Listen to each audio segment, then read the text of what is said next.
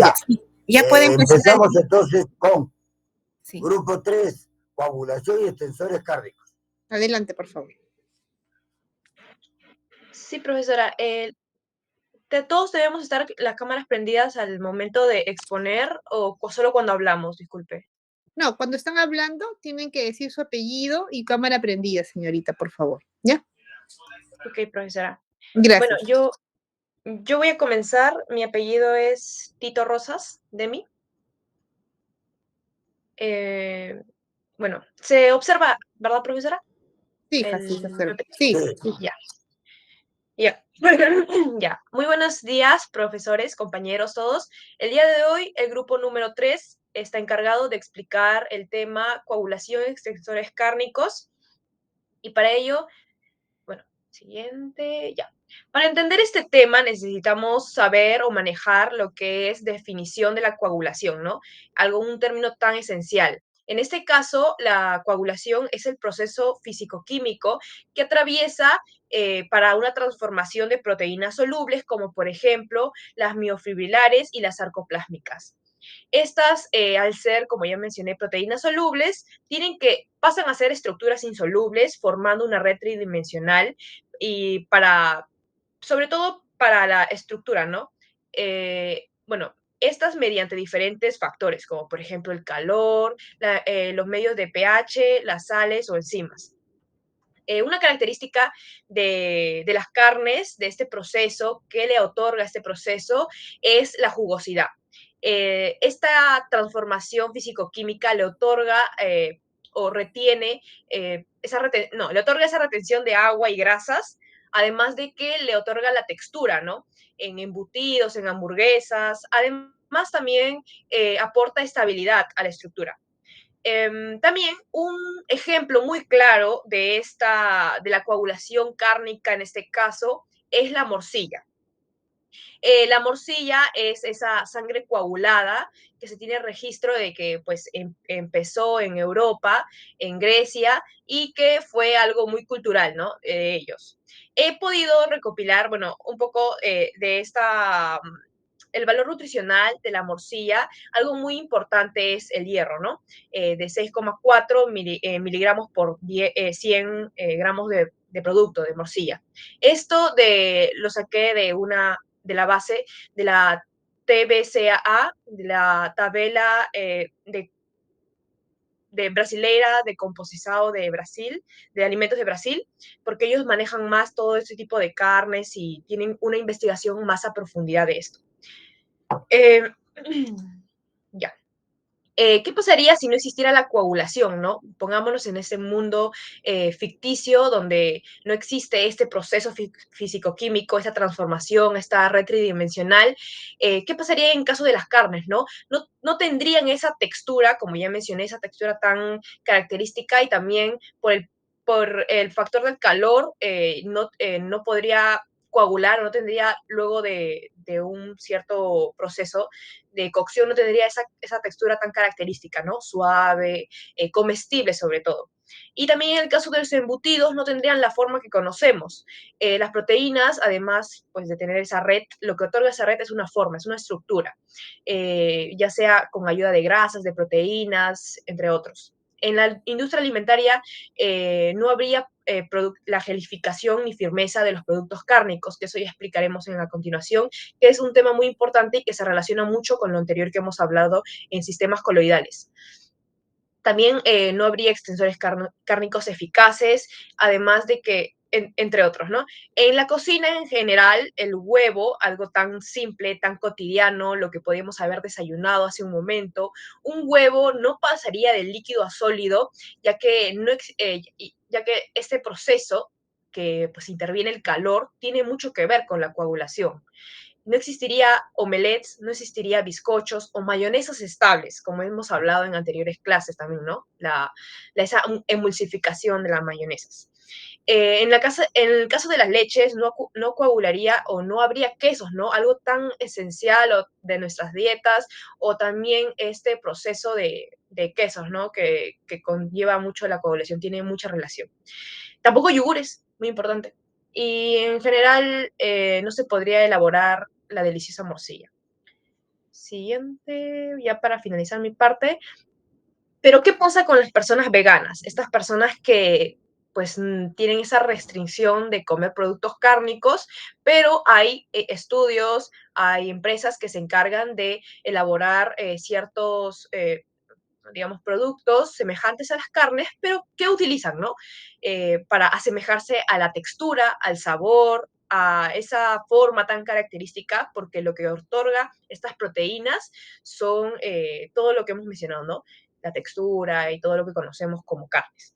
En este caso, he investigado, esta es una investigación del 2021, que se trabajó con las proteínas de las alberjas, para así asemejar a esa coagulación, ¿no? A formar esa red tridimensional, en este caso con las proteínas bicilina y legumina. Estas pues ayudarían a la gelificación, estas tendrían la capacidad de gelificar, pero esa térmicamente, es decir, el factor principal sería el calor. Bueno, luego también tenemos una relación para, o sea, si partimos desde un comienzo, la coagulación es un proceso físico-químico, ¿no? Entonces ahí podríamos ver que tendría mucho la relación de, pues, que pasa de sólido, no, de líquido, porque es medio acuoso, a algo más sólido, ¿no? Esa gelificación. Y que se busca mucho en este estudio que busqué, se buscaba mucho esto porque se buscaba un sustituto vegetal de los productos cárnicos, de este proceso de coagulación. Entonces, es muy importante o pues hoy en día como nutricionistas o nosotros nutricionistas en formación tenemos que ver las opciones que nos ofrecen, aparte de las carnes que pues la mayoría puede consumir, pero ¿qué pasa con la minoría? También tenemos que pensar en los demás, ¿no? En esa población que necesita estos requerimientos, estos productos en específico. Bueno, eso sería todo por mi parte. Pasamos a la siguiente de mi compañera. Buenos días a todos, licenciados y compañeros. Mi nombre es Cristina Requena y en esta oportunidad voy a hablar sobre los factores importantes en la coagulación. Previamente a ello voy a dar una introducción en la cual consiste en que la coagulación de los alimentos... Por favor, su nombre. Sí mencioné, Cristina Requena. No sé si me logro escuchar. Ya, no, sí, sino Sí. pero tiene que mencionar siempre. No, sí la mencioné, disculpe, no se escuchó bien, seguro.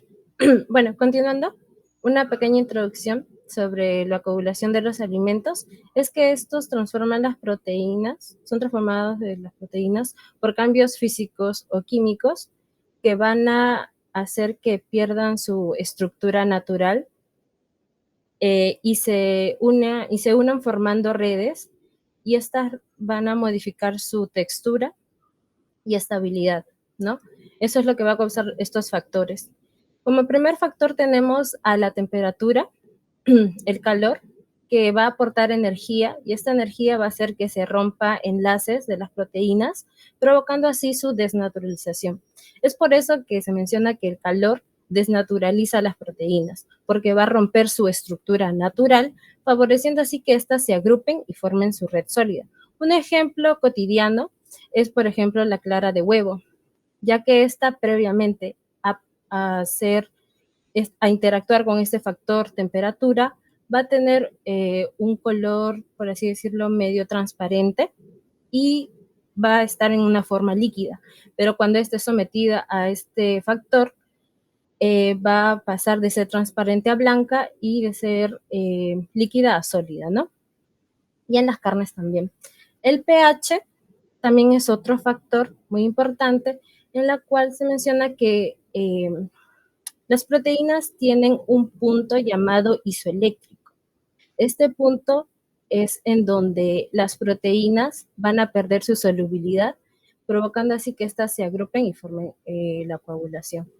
Es por eso que la variación del pH va a cambiar esta carga eléctrica de las proteínas. Lo que va a hacer es disminuir la solubilidad y va a provocar que se coagule. Un ejemplo es la leche y el jugo de limón. Como sabemos, el pH del limón es bajo, lo que va a hacer que se rompan, al estar en contacto con la leche, el limón va a actuar sobre la caseína, lo que va a permitir es la coagulación. También puse un ejemplo del yogur, en la cual tienen bacterias lácticas como el lactobacillus, ¿no? Lo que va a hacer es fermentar a la lactosa, y van a producir lo que es el ácido láctico. Lo que va a generar es la disminución del pH y va a permitir que se coagule la caseína. Siguiente, por favor. Como otro factor tenemos las enzimas. Las enzimas son proteínas especiales que van a actuar directamente sobre proteínas específicas. Lo que va a ser romperlas para que se coagulen. Un ejemplo, puse el cuajo, en la cual va a actuar la enzima renina sobre la caseína, en la cual la enzima va a romper los enlaces de la caseína, lo que va a hacer es que esta caseína pierda su solubilidad y se coagule. Es muy importante para la elaboración de los quesos.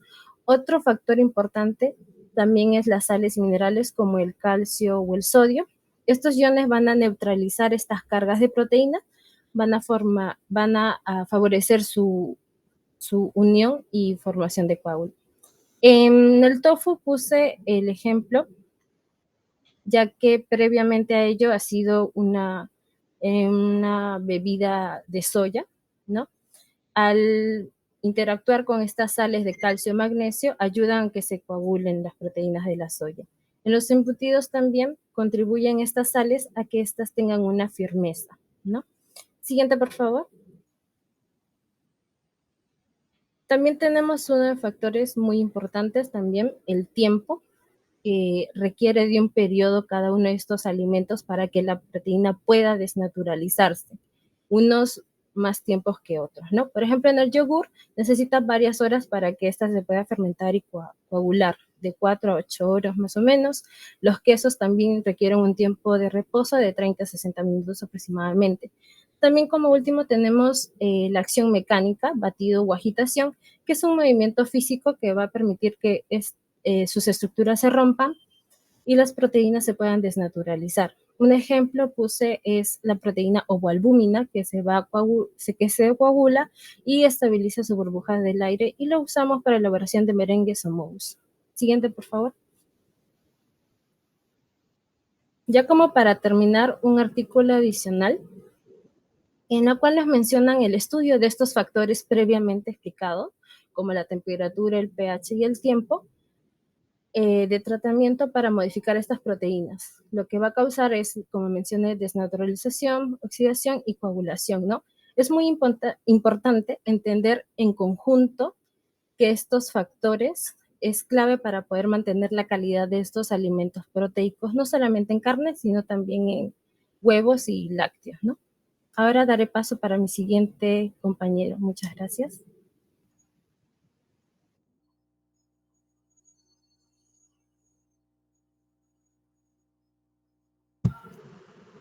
Buenos días, profesores y compañeros. Soy Angie García y, bueno, continuando con la exposición, les hablaré acerca de cómo es que se presenta la coagulación en los alimentos. Bueno, la coagulación en los alimentos, tal como ya lo han definido mis compañeras, es el proceso mediante el cual las proteínas van a perder su estructura inicial, o sea, se van a desnaturalizar. En este caso, se van a enlazar mediante nuevos enlaces, formando una red sólida o semisólida. Este proceso es bastante importante porque va a modificar lo que es la consistencia inicial del alimento.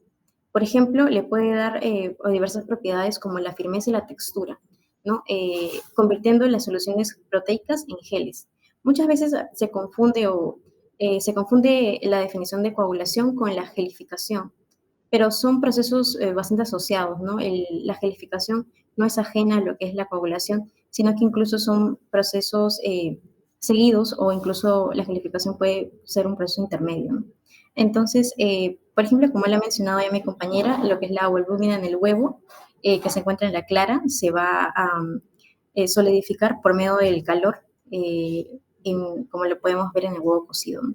También mejora lo que es la retención de agua y grasas, la estabilidad estructural, y una propiedad bastante importante es que este proceso también va a favorecer lo que es el aprovechamiento nutritivo de las proteínas, que hace que muchos enlaces peptídicos y grupos laterales queden más accesibles a lo que son las enzimas digestivas, lo cual va a favorecer a la digestibilidad y la disponibilidad nutritiva. En este caso, por ejemplo, el de las carnes, les va a aumentar lo que es el grado de disponibilidad proteica. Un artículo de investigación que está bastante relacionado a estas propiedades es, por ejemplo, el que está ahí, titulado El perfil mineral afecta el patrón de coagulación y la eficiencia en la elaboración de queso en la leche bovina. En este estudio se analiza lo que son los diferentes minerales que contiene la leche bovina. Por ejemplo, lo que es el calcio, el fósforo, el sodio, el potasio y el magnesio.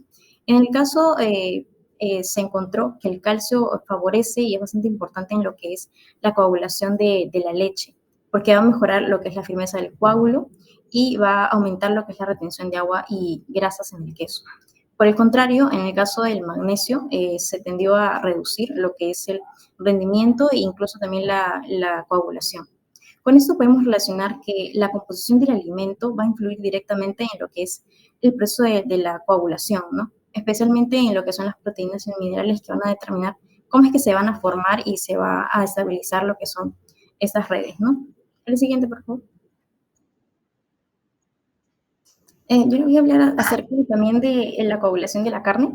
Para entender esta coagulación hay que reconocer lo que son las proteínas musculares, ¿no? Que están agrupadas en 3 grandes grupos, como son las proteínas sarcoplasmáticas, que se encuentran en un 20%, son bastante solubles y que se puede destacar lo que es la mioglobina, las enzimas y los pigmentos.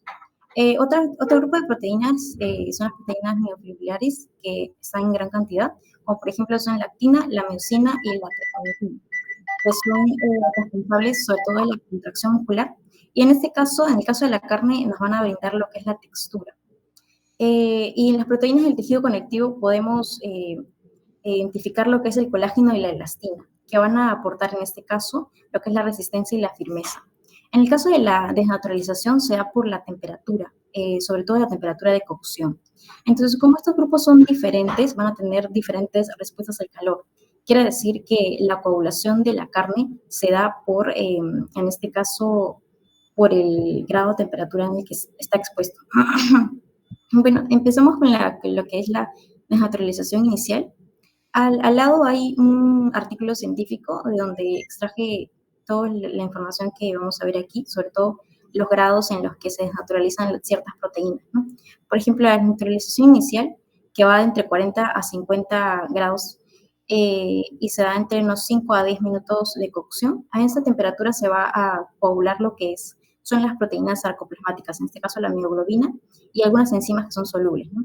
En el caso de la miosina, también se va a empezar a perder lo que se va a empezar a desnaturalizar, sobre todo el grado, en 40 grados, más o menos, va a empezar a desnaturalizarse. Acá hay un cambio bastante esencial, sobre todo en la carne, es que cuando van a perder su estructura, en este caso, la carne va a pasar de un color translúcido a uno un poco más opaco. Ahí creo que se puede ver en la imagen.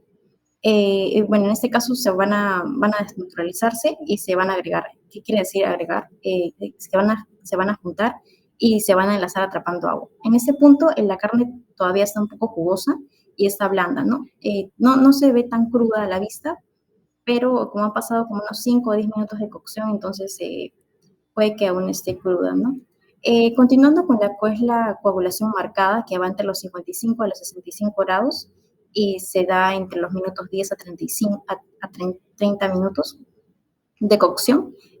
La coagulación es un poco más intensa.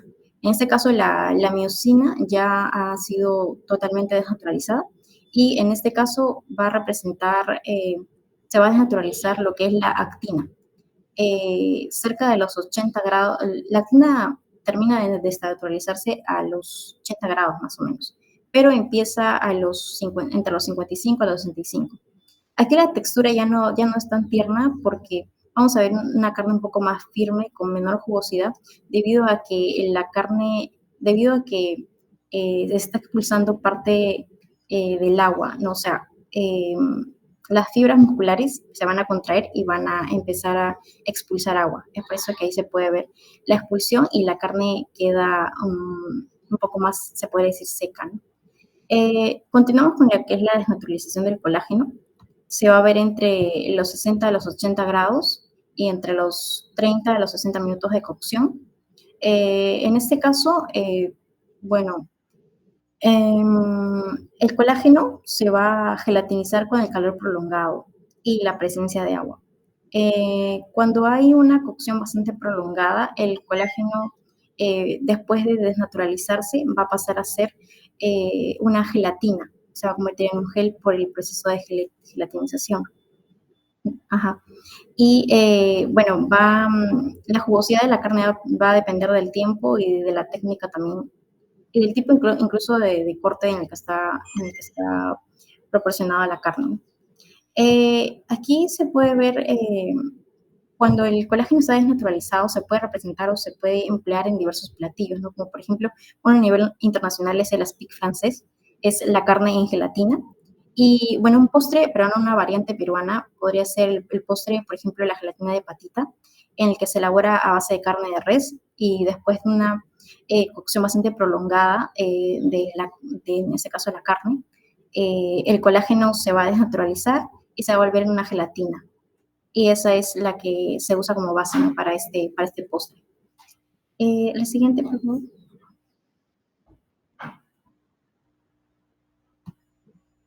En el caso de, por ejemplo, la coagulación de la sangrecita, va a empezar con la que es la coagulación natural. ¿Qué quiere decir?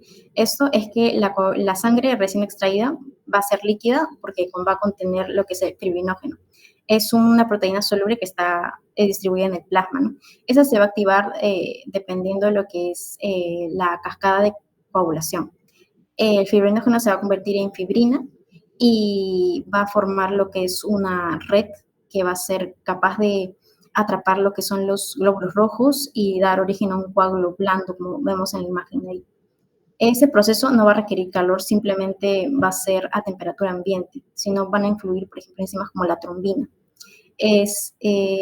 Sí, y después sigue lo que es el proceso de la coagulación térmica en la cocción, que va desde los 80 a los 90 grados centígrados. Aquí sí ya vamos a ver lo que es la desnaturalización por medio de la temperatura. Aquí llevamos la sangre a un hervor suave con agua, es acochado, ¿no? Y aquí se va a desnaturalizar lo que son las proteínas, como por ejemplo la hemoglobina, que va a perder su estructura y va a cambiar, en este caso, va a cambiar el color, porque el hierro se va a oxidar. El hierro hemo se oxida de hierro más 2 a hierro más 3. Es por eso que el color de la sangrecita va a cambiar, pasando de un rojo, como hemos visto arriba, a un marrón oscuro o negro, ¿no? Dependiendo, ¿no? En el caso del marrón oscuro, por ejemplo, lo podemos ver en un sancochado casero. En el caso de color negro, podemos ver, por ejemplo, en supermercados venden sangrecita industrializada, que es un poco más oscura, ¿no? Y también en la albúmina sérica, que se empieza a desnaturalizar entre unos 75 grados, y las mioglobinas también. La textura final se va a dar entre unos 80 a unos 100 grados centígrados, y es cuando la red proteica se va a volver un poco más compacta. Es decir, que la sangre va a adquirir un poco más de firmeza y va a perder, como se ha visto en la carne, el agua libre que tiene. Y se va a estabilizar en los cubos que siempre que conocemos, ¿no? Como se puede ver en la imagen. Bueno, según la TPCA de 2025, quise agregar lo que son las cantidades de energía, proteínas y hierro, sobre todo de la sangre de pollo y la sangre de res, ¿no? Que son las más consumidas, con lo que se puede hacer la sangrecita. Ahí se puede ver. El siguiente, por favor. Y bueno, finalizando ya con la coagulación de la leche y la coagulación del huevo. En el caso de la coagulación de la leche se da principalmente por una proteína que, bueno, la leche tiene diferentes proteínas, ¿no? En este caso vamos a tomar en cuenta sobre todo lo que es la caseína, que va a formar micelas. En este caso las micelas van a ser bastante estables porque tienen una cierta carga negativa. Entonces van a hacer que se repelen entre sí, quiere decir que no se junten y mantengan la leche líquida. Cuando el pH de la leche va a disminuir, ya sea por ejemplo, hay dos tipos de factores por los que la leche puede disminuir el pH. Es por la acción de las bacterias, como ya lo mencionó mi compañera, que hacen que la lactosa se vuelva ácido láctico, o por la adición de un ácido, ¿no? Y alcanza un pH cercano o sea, disminuye el pH a 4,6, que es el punto isoeléctrico de la caseína. ¿Qué quiere decir? Que va a perder esta capacidad de repulsión eléctrica y va a empezar a agregarse formando una red tridimensional. Esta red va a atrapar lo que es la grasa, la lactosa y el agua, y va a formar lo que es la cuajada, o cuajo, como se puede ver ahí en la segunda imagen, que es ya básicamente una estructura semisólida que contiene, semisólida porque tiene un líquido que es llamado el suero, y ya depende de cómo es que se manipule, ¿no? Adelante este proceso, que se pueden dar diferentes productos como por ejemplo el queso fresco, el yogur, el requesón. La coagulación de la leche también tiene diferentes tipos de manipulaciones, por ejemplo, la coagulación de la leche por medio de enzimas, etcétera, ¿no? En el caso del huevo, la clara sobre todo está formada por lo que son proteínas solubles, ¿no? Como por ejemplo la albúmina, la ovotransferina, la ovomosina, y cuando se calienta el huevo entre los 60 a los 65 grados, la albúmina va a empezar a desnaturalizarse y formar una red que va a transformar la clara líquida a un gel blanco, ¿no? Por medio de la gelificación. En el caso, y entre los 70 y los 80, la red proteica va a solidificar casi toda la clara. Y en el caso de la yema, ¿no? Tiene proteínas, bueno, tiene lípidos ligados, ¿no? Y se va a desnaturalizar entre los 65 a los 70, se transforma de una textura un poco cremosa a una textura un poco más sólida. Pero la gelificación aquí también va a ser parte. ¿Por qué? Porque la red proteica que se va a formar va a atrapar más grasa que agua. En el caso de la clara, va a atrapar solamente agua, bueno, va a inmovilizar el agua. En el caso de lo que es la yema, su red proteica va a atrapar sobre todo lípidos más que agua. Es por eso que después se puede ver o se puede reflejar la cantidad de triglicéridos que contiene lo que es la yema, ¿no? Bueno, mi compañera va a continuar con lo que es el siguiente tema. Buenos días, mi nombre es Noemí Andrea Quintana Vilcanque. Ay, un momento. Noemí, ¿no? Sí, Noemí Andrea Quintana Vilcanque. ¿Su apellido? Quintana. Ya, correcto. Ok, yo voy a continuar con la coagulación sanguínea en la producción de alimentos. Primero, entender definiciones clave. La sangre animal. La sangre animal va a ser básicamente una mezcla de proteínas, donde en estos casos nos va a interesar estas tres proteínas: la hemoglobina, que le va a dar color a la sangre, el fibrinógeno, que va a ayudar con la coagulación, y el plasma, ¿no? Que también se va a utilizar para mejorar la retención del agua. ¿Y qué es lo que pasa? Pues al cocer, al someterlo a calor, en otras palabras, a la sangre, estas se van a coagular, se van a gelificar y pues van a formar como un tipo de una red tridimensional, todas estas proteínas, lo que va a evitar que el agua salga, y esto le va a aportar textura y color, como podemos ver en la imagen. Uno de los productos principales, como ya lo había mencionado, va a ser la morcilla. Ahora, ¿por qué se usa? Primero, 3 puntos importantes para darle textura, color y nutrición. En el caso de la textura, pues va a ser un tipo de aglutinante que va a retener esta agua y va a formar este gel, ¿no? Luego también tenemos el color, que le va a dar justamente ese color rojo característico que tiene la sangre, y también va a aportar nutrientes. Sabemos que las carnes van a ser una fuente muy rica de hierro y de proteínas, ¿no? Y ahora los productos y formas de usos. Tenemos la morcilla como producto principal, la sangre es el producto principal de la morcilla, embutidos que tengan que ver también con sangre, con la coagulación de la sangre, el uso del plasma, como yo lo había mencionado, para retener el agua, la sangre en polvo, que también se va a utilizar para la conservación y la dosificación. Siguiente, por favor. En la siguiente diapositiva voy a profundizar un poco más de ese último punto, de las aplicaciones. Primer punto, de los embutidos y estos productos tradicionales que se utilizan con la coagulación de la sangre, es la aplicación más directa.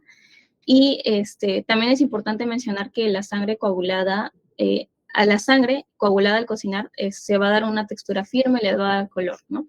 Ahora, el siguiente punto es de los extensores cárnicos, que también van a profundizar más adelante de ese tema. Como yo le había mencionado, el plasma sanguíneo se va a utilizar para retener el agua. Luego también las aplicaciones tecnológicas que se le dan, como es el caso de las hamburguesas, de las salchichas, de las morcillas industriales y los piensos animales. Y un artículo adicional que había encontrado habla de cómo se comparan las salchichas que tienen proteína de plasma de cerdo principalmente, y cómo se hace un control de sobre estas carnes en reemplazo de la proteína de soya y también de la sal de sodio, perdón, sal de caseinato, se reemplaza y se ve cómo tiene más o menos el mismo efecto sobre estos. Es decir, va a tener un efecto en su pH, en la textura, en la estabilidad y cómo este actúa como un buen emulsificante, ¿no? Durante el almacenamiento. Siguiente, por favor. Ya, ahora, como últimos puntos, voy a hablar de la recolección y procesamiento. Básicamente, ¿qué es lo que se hace? Primero, obviamente se tiene que extraer del matadero. Justamente las personas que van a hacer esto tienen que estar bien protegidas. No se tiene que agarrarlas o tocar la sangre en sí de manera directa con las manos, sino con los guantes, digamos, con la vestimenta adecuada. Luego sigue el filtrado y la coagulación y justamente su refrigeración. Es muy importante la refrigeración inmediata de la sangre. Y como último paso es procesar o pasteurizar rápidamente para reducir obviamente la carga microbiana que pueda tener, ¿no? Porque la sangre es un producto que se tiene que tener mucho cuidado y muchas reglas en cuanto a su recolección. Luego, como siguiente punto, voy a hablar de los requisitos higiénicos sanitarios clave. En primero es un origen controlado. Obviamente los animales por los que se va a extraer la sangre tienen que tener un control, una inspección tanto ante y post-mortem. También al momento de manipular, el equipo sanitario tiene que evitar el contacto manual y tener el equipo adecuado. Y también el monitoreo microbiológico, ¿no? Para evitar todo tipo de microorganismos o patógenos que pueda tener. El más común puede ser la salmonela y también está la taenia, que también puede estar presente. Y el etiquetado tiene que ser claro en cuanto a su fecha de producción, su fecha de vencimiento y los ingredientes que tiene este producto. Bueno, eso sería todo por mi parte. Ahora le paso con mi siguiente compañero. Bien, Andrea. Viene ahora ¿ya? El último alumno. Sí, buenos días. ¿Me escuchas? Soy Luz Jacqueline Claudio Javier y voy a hablar sobre los extensores cárnicos. Para empezar, primero es importante conocer la composición de la carne. Esta está conformada principalmente por agua en un 70 a 75%, y esto explica por qué la carne es tan perecible, ¿no? En cuanto a proteínas, está representado aproximadamente entre un 17 a 21%, y las grasas es el componente más variable, puede variar desde 1 al 13% más, y esto va a depender del tipo de animal y del corte. Y los minerales que se expresan como las cenizas, es decir, los residuos inorgánicos, están alrededor de 1%, como el hierro, el zinc, el fósforo y magnesio. Desde el punto de vista nutricional, la carne es relevante porque sus proteínas son de alta calidad, es decir, que contienen todos los aminoácidos esenciales. Además, constituye una fuente importante de hierro hemo y vitamina B12 y otras vitaminas del complejo B como la tiamina y la niacina. Además, como minerales de alta biodisponibilidad, ahí tenemos el zinc, el fósforo y selenio. Como sabemos, la carne no siempre se consume en su estado fresco. Es por eso que muchas veces se elabora productos cárnicos como los embutidos, jamones o hamburguesas. Y este proceso es útil para prolongar la vida del producto y también para mejorar su conservación. Además de que se aprovechan los subproductos, es decir, las partes de los animales que en su estado fresco es difícil de comercializar. Y al mismo tiempo se va a lograr una diversificación con valor agregado porque va a ofrecer diferentes presentaciones y también sabores. Para elaborar estos productos, no basta solamente con la carne, sino con otros productos o ingredientes no cárnicos como la sal, las especias, los nitritos y aditivos que van a aportar sabor, seguridad y estabilidad al producto. Y junto con estos ingredientes no cárnicos se encuentran los extensores cárnicos, que va a cumplir un papel fundamental en su producción. Siguiente, por favor. Bien, ahora centrándonos en los extensores cárnicos propiamente dichos, estos son ingredientes no cárnicos de origen proteínico, es decir, que provienen de una fuente diferente de carne, pero que aportan proteínas como la soya, la leche, entre otros, y van a permitir extender la carne. En otras palabras, mejoran el rendimiento del producto y se reduce parte del ingrediente cárnico sin que ello implique una pérdida significativa en la calidad nutricional ni funcional del producto. Es importante no confundir los extensores con los sustitutos cárnicos, porque los extensores se utilizan parcialmente en una proporción pequeña para mejorar la textura, el rendimiento y sobre todo reducir los costos en la producción, ¿no? En cambio, los sustitutos cárnicos, estos sí buscan reemplazar completamente la carne. Por ejemplo, las hamburguesas vegetales o análogos como los nuggets de soya. Una vez aclarado esto, continuamos con la importancia de los sensores cárnicos. Estos son importantes porque, en primer lugar, van a ayudar a mejorar el rendimiento del producto, ya que van a favorecer la retención del agua y de la grasa, y de esa manera se evita la pérdida durante la cocción o el almacenamiento del producto. En segundo lugar, van a aportar proteínas de buena calidad. Además, actúan como estabilizantes de emulsiones, lo que va a permitir que el producto tenga una textura firme, uniforme y agradable. Otro beneficio clave es que reducen los costos de formulación y finalmente también tienen un papel en la sostenibilidad, porque van a permitir disminuir la cantidad de carne usada, lo que va a significar un menor uso de recursos animales y también una producción más eficiente. Los principales extensores cárnicos que se emplean en la industria se dividen en dos grupos: los de origen lácteo, como el caseinato de sodio, los coprecipitados lácteos y las proteínas de soya, y los de origen vegetal, como la soya, la quinoa, el gluten de maíz, las proteínas harina de alberja y kiwi. Todos estos extensores se van a usar en los productos procesados, por ejemplo, en las salchichas, hamburguesas, jamones y embutidos en general. Al siguiente, por favor, Demi. Vamos a ahora abarcar un poco más sobre los sensores cárnicos de tipo lácteo. Vamos a presentar el caseinato de sodio, los coprecipitados lácteos y proteínas de suero.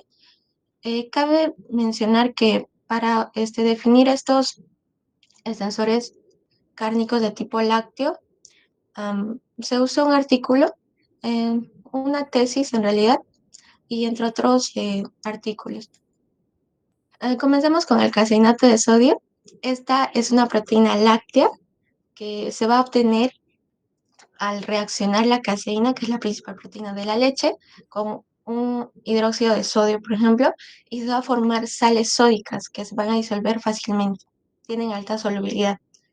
Y bueno, en cuanto a sus propiedades funcionales, el caseinato de sodio se caracteriza por tener una alta solubilidad en agua, buena emulsificación, tiene retención, una gran capacidad de retención de agua y también presenta estabilidad térmica moderada, es decir, que resiste al calor moderado sin desnaturalizarse.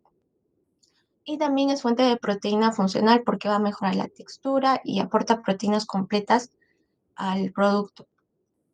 El componente principal del caseinato de sodio es la proteína, que oscila entre unos 89 a 91% y va a ser responsable de sus propiedades funcionales como la solubilidad, la emulsificación y también la retención de agua. El contenido de agua es bajo, entre unos 5 a 10%, esto va a facilitar su almacenamiento. Y bueno, el contenido de grasa también es bajo y algo importante es que la lactosa es muy poquito porque está entre un 0,1 a 2% y esto lo va a ser adecuado para las personas con intolerancia a la lactosa. Y bueno, los minerales representan entre un 6 a 8%. Con respecto a la obtención del caseinato de potasio, perdón, de sodio, primero se precipita la caseína, es decir, se va a acidificar la leche con un ácido como el ácido láctico, por ejemplo, y se va a separar la caseína del suero. Después se va a eliminar el suero residual y se va a neutralizar la caseína con hidróxido de sodio y de esa manera se va a convertir la caseína en caseinato de sodio. Y bueno, al final ya el producto se seca para obtener el polvo estable y que sea fácil de manejar y manipular, ¿no? Siguiente, por favor. Ya. Las características del caseinato de sodio es que se presenta como un polvo blanco o crema, tiene un sabor neutro, aunque este no se disuelve en alcohol, cuando se mezcla con agua va a formar una dispersión coloidal. Además, ofrece ventajas tecnológicas como la retención de agua, la emulsificación de grasa y también una mejoría en la textura. Y es fácil de manipular y mezclar en formulaciones industriales. Y bueno, algo interesante es que es el caseinato de sodio es la proteína láctea más usada en productos cárnicos. Mm, Respecto a su modo de empleo, este se puede incorporar directamente al batido o a la mezcla de carnes. Además, se puede disolver previamente en agua o suero para de esa manera formar la solución. Y se utiliza como emulsionante en productos con grasa. Generalmente se va a añadir en proporciones de 1 a 3% según el tipo del producto, o sea, según el peso total del producto, ¿no? Ah, ya está. Siguiente, por favor. Ya. Ahora vamos a hablar sobre otro extensor cárnico de tipo lácteo, de origen lácteo, son los coprecipitados lácteos. Estas son una mezcla de caseína y proteína de suero, que se va a obtener mediante el proceso de la coprecipitación. Y gracias a este proceso se va a lograr combinar las propiedades funcionales de ambas proteínas. Los coprecipitados lácteos van a presentar diversas propiedades funcionales que lo van a hacer valioso en la industria cárnica, pues, su solubilidad, su retención de agua, sus antes y su capacidad de gelificación para mejorar su textura, firmeza y creación de productos. La composición química de los precipitados lácteos, bueno, voy a decir aproximados, por ejemplo, los sólidos totales representan un 20,5% de las proteínas, un 17%, la grasa es menor al 1%, la lactosa unos 1,5% y la ceniza menos del 2%. La humedad está alrededor del 75%. Para la obtención de los coprecipitados lácteos se va a iniciar con la preparación de una mezcla en proporción de 1 en 1, es decir, que sea en cantidades iguales. En este caso va a ser la leche descremada y el suero de queso. Y esta combinación se va a someter a un tratamiento térmico, se va a aplicar calor. Generalmente es mediante la pasteurización. Y esto va a provocar la desnaturalización de las proteínas que están bueno, proteínas solubles que están presentes en el suero. Y después se precipitan junto a la caseína y se va a formar los coprecipitados. Siguiente, por favor. Ya. Los coprecipitados lácteos se caracterizan porque están, bueno, típicamente están en forma de polvo granulado de color blanco o crema. Em, Su textura es homogénea, uniforme, sin grumos y al tacto se sienten secos y ligeramente pegajosos, esto por su contenido de humedad. En cuanto al uso industrial, los coprecipitados lácteos tienen un uso amplio en algunos países, donde se incorporan a diferentes productos cárnicos, mientras que en otros países su uso es más restringido. Por eso es que, bueno, su uso varía entre los 10 al 60% de la masa total de la carne que se usa. Y con respecto al modo de empleo, los coprecipitados lácteos se pueden agregar directamente a la carne picada o bueno, a la emulsión. Y la dosificación típica está de entre 1 al 5% del peso total del producto. Esto va a depender del tipo de carne y también de la funcionalidad deseada. Por ejemplo, si la carne es magra, entonces se va a necesitar más para compensar la falta de grasa, pero si la carne es grasa de cerdo bueno, o res, se va a usar menos porque ya hay jugosidad natural en estas carnes, ¿no? Y para finalizar, es importante señalar que según la tecnología que se use, los coprecipitados lácteos se pueden clasificar según el contenido de calcio. Puede ser bajo, medio o alto. Y este factor influye en en sus propiedades funcionales. Por ejemplo, los de bajo calcio suelen tener mejor solubilidad, mientras que los de alto y medio contenido de calcio presentan mayor firmeza y también capacidad de retención de agua. Gracias. Continuamos con mi compañera.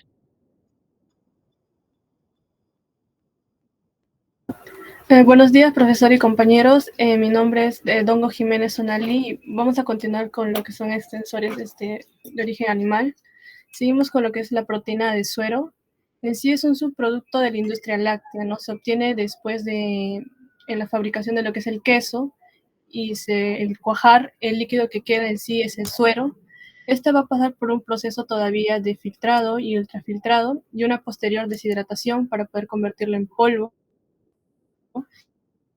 Y esa es la forma en la que se va a aplicar en lo que es la industria cárnica. Se usa sobre todo para mejorar lo que es la firmeza y retención de humedad en los productos, además de sus propiedades como emulsificante y formación de geles, va a mejorar la cohesión sobre todo en lo que son productos reestructurados, como lo son los nuggets y las hamburguesas.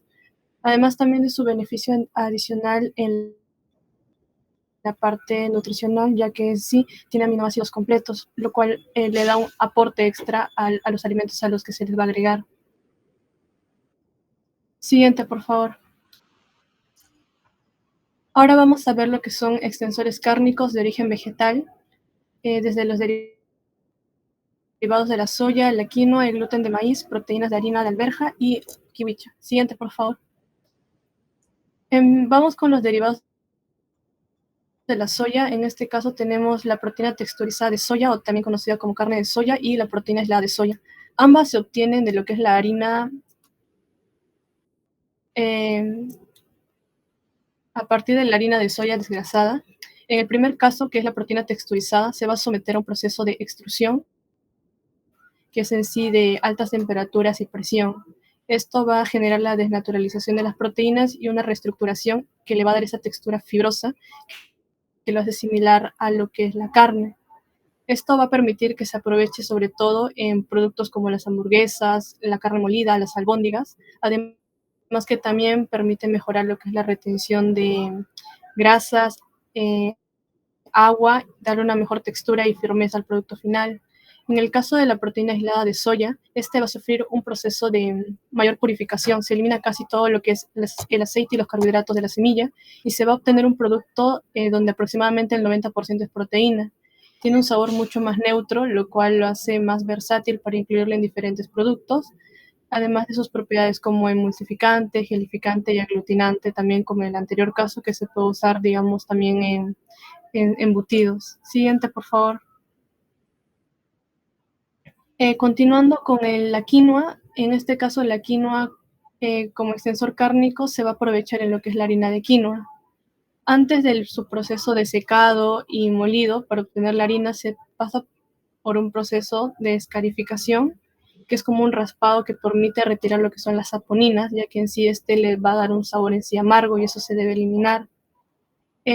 A través del uso de la harina de quinoa se permite reemplazar lo que es las grasas y darle un mejor perfil tanto sensorial como nutricional al producto agregado. Acá tenemos una investigación donde se hace, es como poner un ejemplo práctico en donde se ha usado, es para el uso de hamburguesas a base de carne de pavo. En este caso se le agregan lo que es concentrados de proteína tanto de soya, de quinoa, como también de kiwicha y otras legumbres.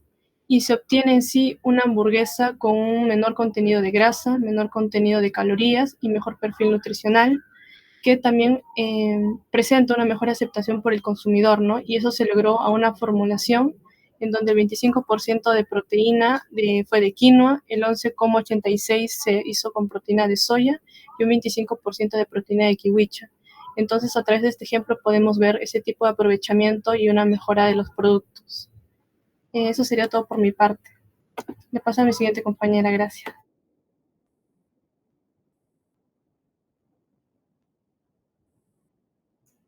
Ya, bueno, me corresponde ya la parte final de la exposición. Muy buenos días a todos, licenciados, profesores. Mi nombre es Giancarlo Montes y voy a presentar la parte ya de la última de lo que es los extensores vegetales, ¿no?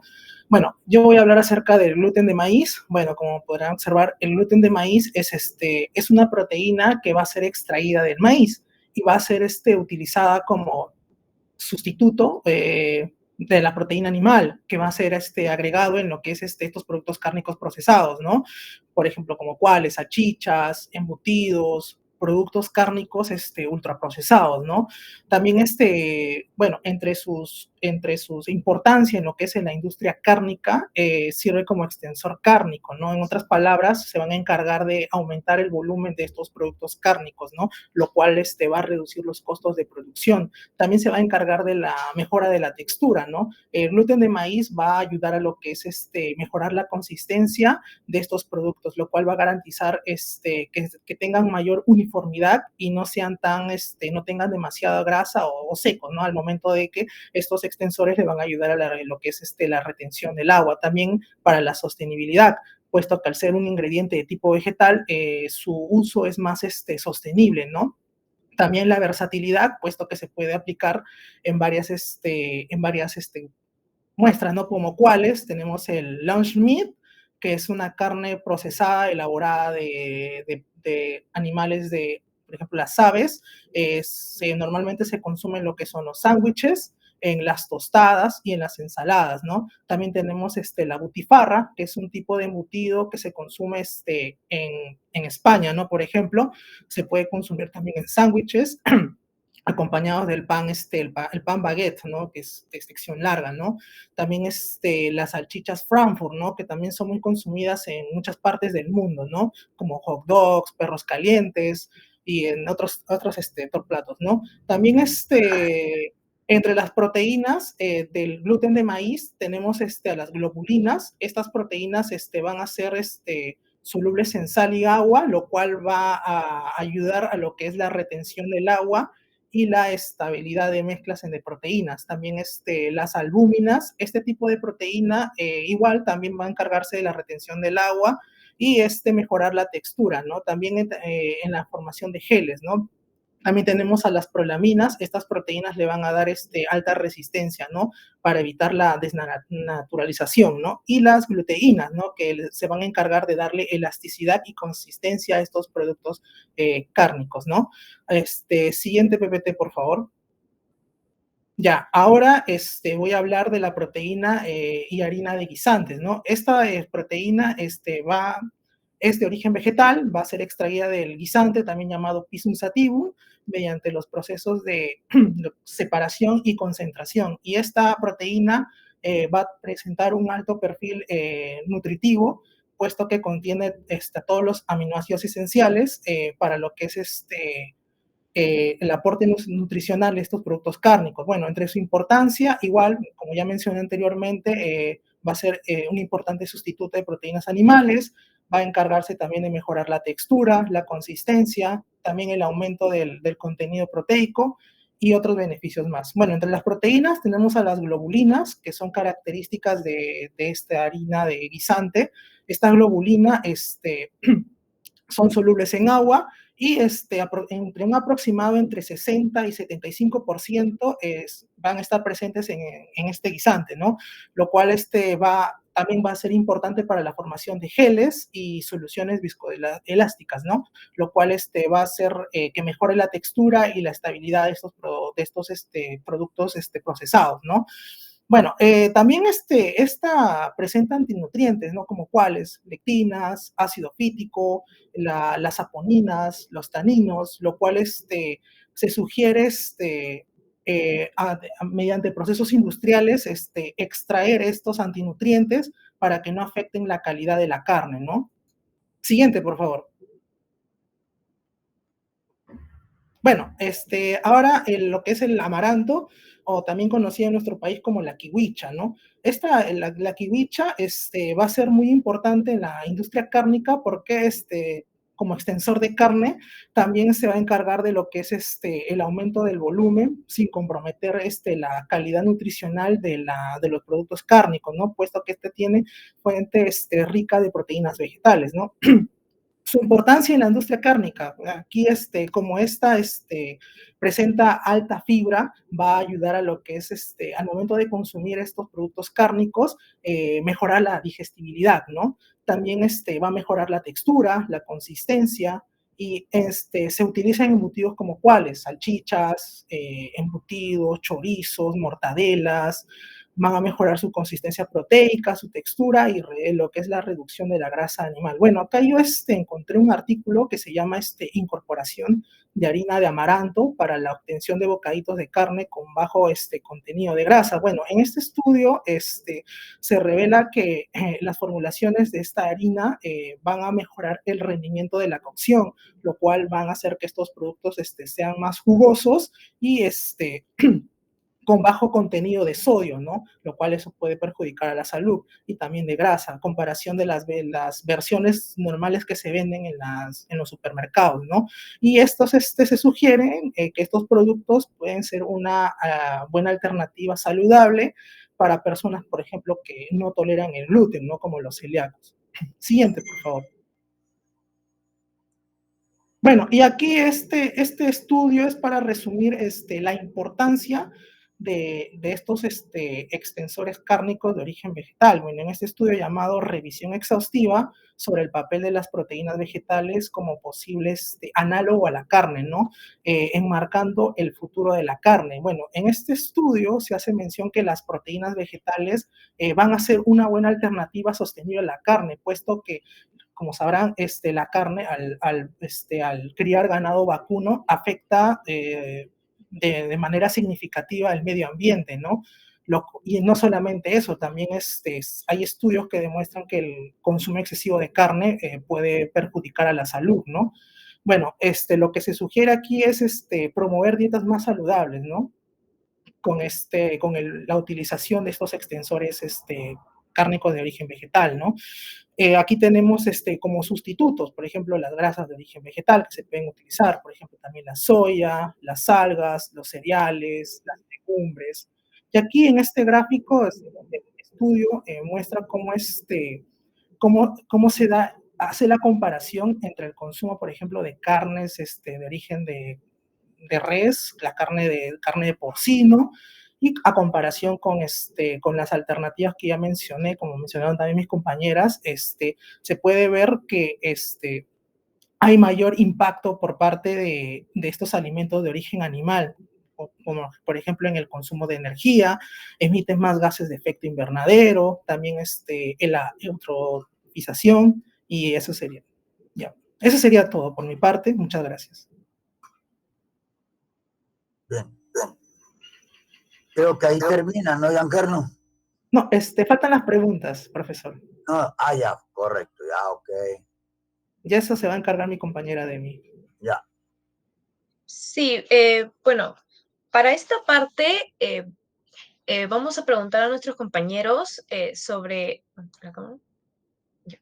Para esta parte vamos a preguntar a nuestros compañeros sobre, en su opinión, considerando que la coagulación ocurre también en los procesos como la coagulación sanguínea o la del colágeno, que mis compañeras en lo último han podido comentar y han explicado muy bien, ¿qué similitud y diferencias se encuentran con la coagulación de proteínas en los alimentos? No sé si alguien quisiera responder la pregunta, ya que tenía mucha relación con lo último, bueno, penúltimo que mencionaron mis dos compañeras. ¿Sí, Aaron? Coméntanos, ilumínanos. Buenos días. Sí, en cuanto a las similitudes que pude apreciar en cuanto a la exposición seminario de todos ustedes, es en cuanto a, digamos, de que para que se dé la coagulación se ha tenido que, digamos que, transformar las proteínas que son solubles a formas insolubles, de las cuales mejoran la estabilidad o de otra manera cambian la naturaleza previa del alimento. Lo que quiere decir es de que en cuanto a la coagulación sanguínea, lo que se ha hecho es básicamente esa transformación, ¿no?, de lo que es fibrinógeno-fibrina. básicamente en nuestro sistema también, en nuestro cuerpo también ocurre, y como también, también se presenta en diferentes productos cárnicos.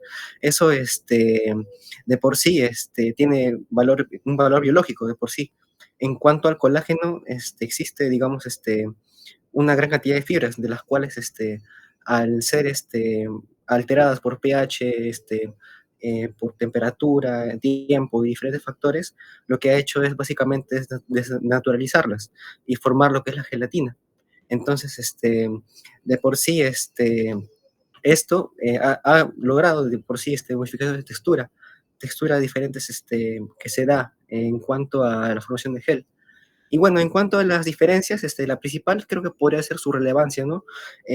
La relevancia biológica que tiene, ¿no? En cuanto a la formación de carnes, y a la diferencia también con en cuanto a la función, digamos, ya más derivada de lo que es a la industria, al generar, digamos, el ámbito culinario, a mejorar, digamos, las texturas, a no solamente a considerar el factor de la carne, ¿no? De la misma población, sino que a diferentes innovaciones, como es la proteína de soya aislada texturizada, o si no, la proteína de guisante. Digamos que eso, em, la composición diferente, digamos, los diferentes orígenes, han, digamos, que dado, digamos, un efecto similar a lo que es la carne. Y bueno, eso es, digamos, básicamente para mejorar, ¿no? La composición del mismo alimento. Entonces, mi aporte. A ver, Bueno, doctora. sí, has podido resumir gran parte de la exposición del seminario.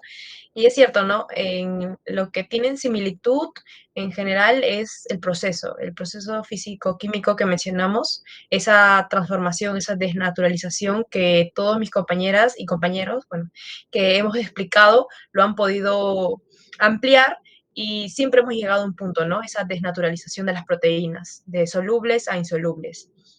Bueno, vamos a la siguiente pregunta, que viene a ser más a extensores cárnicos, viene a ser más a la segunda parte, que dice, ¿qué son los extensores cárnicos? Bueno, hay alternativas, y en la siguiente pregunta, ¿por qué los extensores cárnicos contribuyen a la sostenibilidad en la industria alimentaria? O sea, tal vez tengan su explicación, su justificación. A ver. Max, ilumínanos, por favor. Sí, bueno, sobre la primera pregunta, la mejor sería ya que explicaron que los extensores cárnicos como tal son ingredientes no cárnicos que son usualmente de origen vegetal, como la soya, las cereales y oleoductos. Que también hablaron sobre, por ejemplo, el caseinato de soya. Y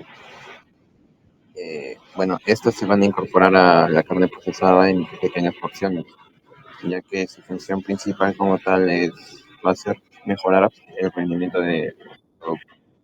También va a aportar en la sostenibilidad, ¿no? Pero eso es ya que bueno, van a ayudar a retener el agua y la grasa, además de, bueno, aportar obviamente proteínas y ¿Quién más? Tienen que ser breves, ¿ah? ¿Quién más? Van a mejorar la textura, jugosidad y apariencia del producto. Eso sería todo. Sí, como mencionó Max, estos aspectos son muy importantes y forman parte de las características de los extensores cárnicos y en sí de su definición, ¿no? ¿Quién más tendría otra respuesta diferente o complementando o más a la pregunta número 2?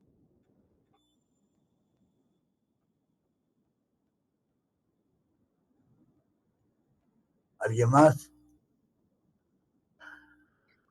Bueno, si nadie más, vamos a las respuestas. Bueno, en la... Señorita, un favor, por favor, estamos con la hora porque tenemos el otro grupo todavía que exponer, ¿ya? Por favor, los Sí, tiempos. eso sería todo. Ya, Eso sería todo, ya. ya. Ahí nomás córtalo. Doctora, este grupo termina acá, ¿no es cierto? Sí, doctora sí se Ya, está pidiendo la palabra. ya. La doctora sí se está pidiendo la palabra. Ya. Doctora sí. ¿Sabes por qué? Porque ya no sé quién va, porque voy a agregar algo muy importante, ¿ah? Claro, doctor. Adelante. Ya, ok. Mire, se ha hecho la práctica o el seminario que corresponde precisamente a coagulación. Pero yo cuando asesoré, les dije que tienen que explicar claramente la estructura molecular de lo que ocurre en la coagulación y lo que ocurre después en la denaturalización. Entonces, los alumnos saben que toda proteína, ¿qué cosa tiene? Estructura química, molecular. Y esa estructura química puede ser, ojo, digamos, primera, segunda y tercera estructura. Mayormente muy pocos son de cuaternaria, estructura cuaternaria. Solamente la hemoglobina, pero las otras mayormente son de estructura, ¿qué cosa? Terciaria. La clara de huevo, terciaria, la caseína, terciaria. Bueno, y así. Entonces, ¿qué pasa? Ellos saben que es toda una cadena larga de aminoácidos con numerosos, ¿qué cosa? Enlaces peptídicos. Entonces, cuando coagula, se junta todito y va perdiendo agua. Y cuando se disuelve, que se llama denaturalización, entra agua a esos enlaces y denaturaliza. Por eso que se puede entender claramente cuando hablan pues de los extensores. Otra vez, mayormente, ¿por qué no utilizan los almidones para poder hacer extensores? Porque no tienen su estructura química como tienen, ¿qué cosa? Las proteínas. Entonces, básicamente, para que haya coagulación tiene que haber proteína. ¿Ya? Ok, doctora Dextre. Sí, doctor. Le vamos a pasar a la doctora Sisi también que está. Gracias, doctor. Doctora Sisi.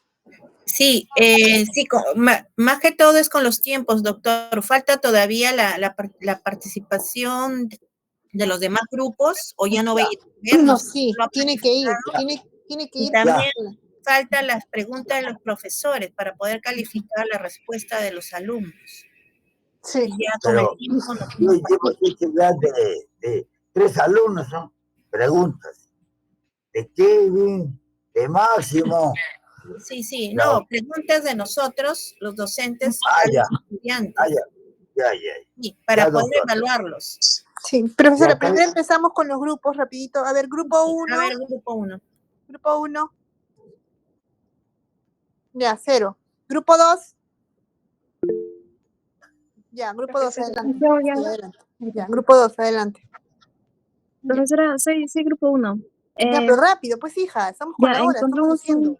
un artículo que trata sobre, bueno, tiene como objetivo principal que es investigó el tratamiento con ultrasonido y la adición de diferentes sales y cómo afectan las propiedades estructurales físicas y mecánicas de fibras compuestas de alginato de sodio y aislados de proteína de soya.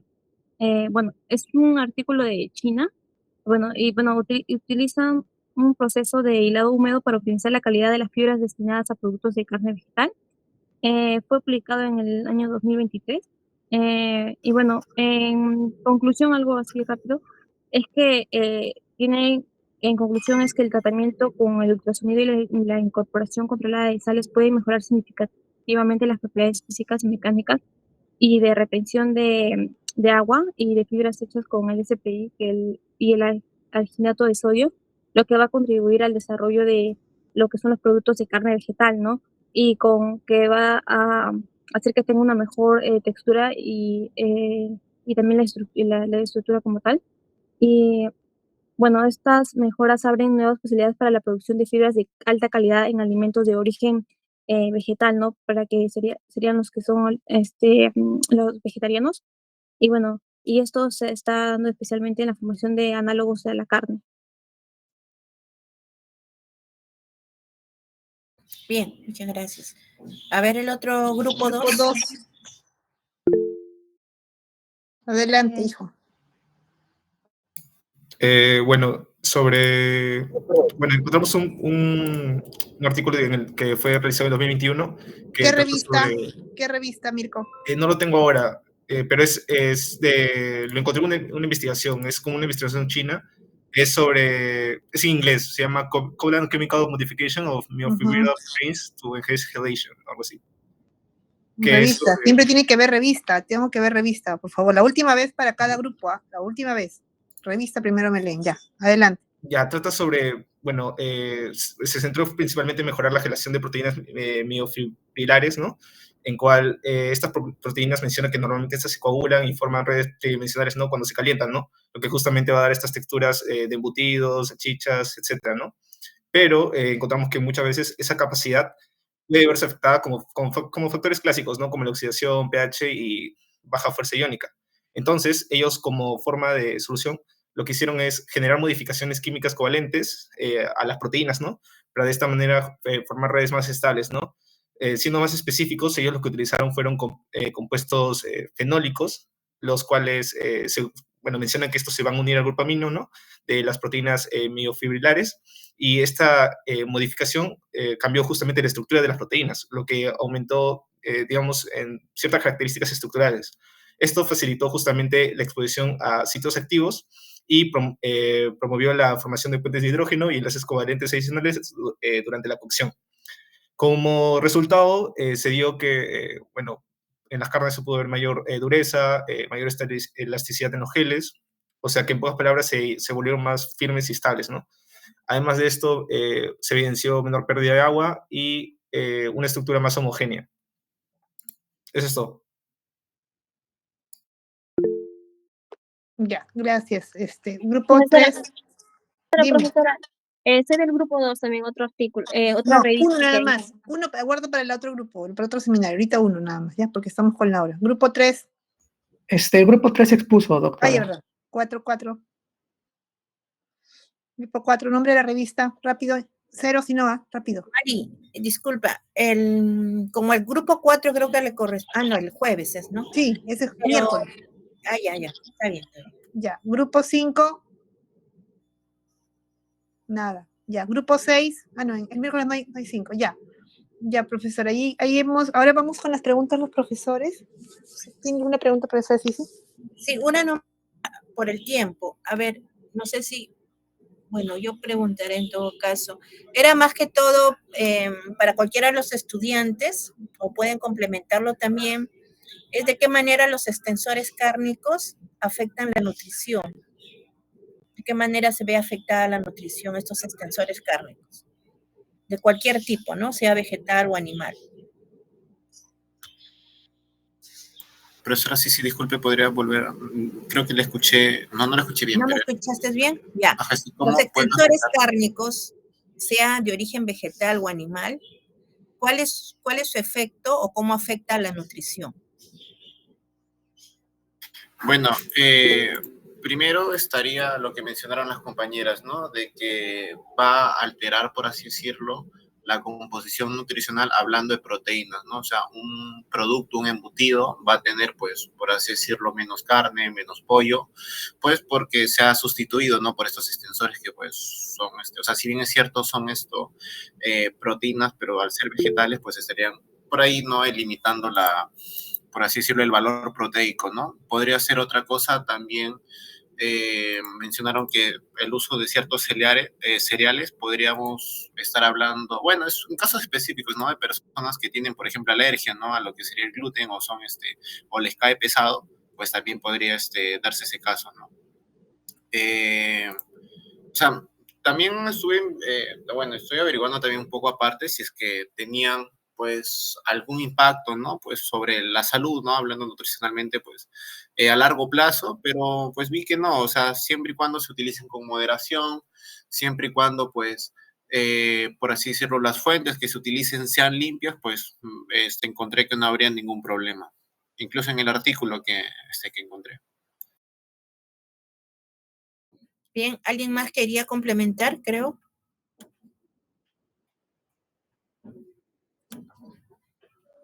Creo que del grupo ya no, profesor. Por mi parte no tengo ninguna pregunta adicional, porque en realidad han sido, si bien es cierto, se han extendido un poco, creo que con la finalidad de esclarecer el contenido, ¿no? Pero sí han abordado al menos la parte que es necesaria saber sobre los extensores, ¿no? Sí, bueno, yo quería precisar nada más, sí, el alumno mencionó su nombre, no sé, del alumno que respondió, ¿cuál es? Vicenquille. Ya, él habló de la parte de dilución del valor proteico, como más que todo nos ha hablado de los efectos, digamos, adversos o negativos, ¿no? Como la dilución del valor proteico, la reducción de micronutrientes, y también ahí podría ser también el incremento, a veces justamente para mejorar la textura y el sabor de la adición de sal y fosfatos, ¿no?